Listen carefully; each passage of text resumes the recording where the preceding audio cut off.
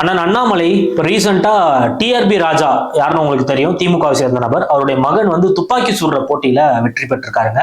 அதுக்கு வந்து அவர் வந்து மெடல் வழங்குறாரு.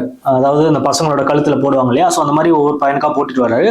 டிஆர்பி ராஜாவுடைய மகன் வந்து பாத்தீங்கன்னா அதை தவிர்க்கிறாரு. இவர் கண்டினியூவா போட்டுக்குப்பான்னு சொல்றாரு. ஆனாலும் அவர் வந்து அந்த மெடலை கையிலேயே வாங்குறாரு. வெளியே வந்ததுக்கு அப்புறம் செய்தியாளர்கள் கேட்டதுக்கு அப்புறம் தான் தெரியுது அவர் யாரு.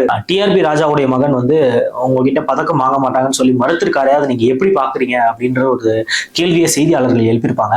அதுக்கு அண்ணாமலை என்ன சொன்னாருன்னா, டிஆர்பி ராஜாவுடைய மகன் எங்க இருந்தாலும் நல்லா இருக்கட்டுங்க, அவர் யாருக்கிட்ட பதக்கம் வாங்கணும் வாங்கக்கூடாதுன்றது அவருடைய தனிப்பட்ட விருப்பம் அப்படின்ற மாதிரி ரொம்ப அழகா அந்த பையனுக்கு வந்து வாழ்த்த சொல்லிட்டு போயிருப்பாரு. இதுல இருந்து என்ன தெரியுதுன்னா, அரசியல் வேற, மனிதர்கள் வேற. நீங்க வந்து அரசியலையும் ஒரு தனிப்பட்ட மனிதரையும் போட்டு குழப்பிக்க வேணாம். என்னதான் உங்களுக்கு வந்து அண்ணாமலை அவர்களை பிடிக்காம போனாலுமே அவர் உங்களுக்காக வராரு, உங்களுக்கு ஒரு மெடல் கொடுக்குறாரு. அண்ணாமலை ஒன்றும் சாதாரண ஆள் கிடையாது, ஒரு ஐபிஎஸ் ஆஃபீஸர், அதுவும் கர்நாடகாவே கலக்கண ஐபிஎஸ் ஆஃபீஸர்.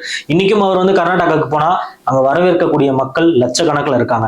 ஸோ அந்த மாதிரி ஒரு நபர் வந்து உங்களுக்கு பதக்கம் கொடுக்க வராருன்னா அதை நீங்க வாங்கியிருக்கணும். நீங்க அந்த வாங்காம போனது வந்து நீங்க கெத்து மாஸ் பண்ணிட்டா அப்படிலாம் இல்லை, அது உங்களுக்கு தான் மிகப்பெரிய அசிங்கம். உங்களை வளர்த்த பெத்தவங்களுக்கு அது ஒரு அசிங்கத்தை தான் நீங்க வந்து தேடி கொடுத்துருக்கீங்க. தொடர்ந்து இந்த மாதிரி நான் திமுகல இருக்கேன், ஆளுநர் கிட்ட நான் அவார்டு வாங்க மாட்டேன் அப்படின்னு சொல்றதெல்லாம் கொஞ்சம் விட்டுட்டு நல்ல அரசியலை பண்ணுங்க.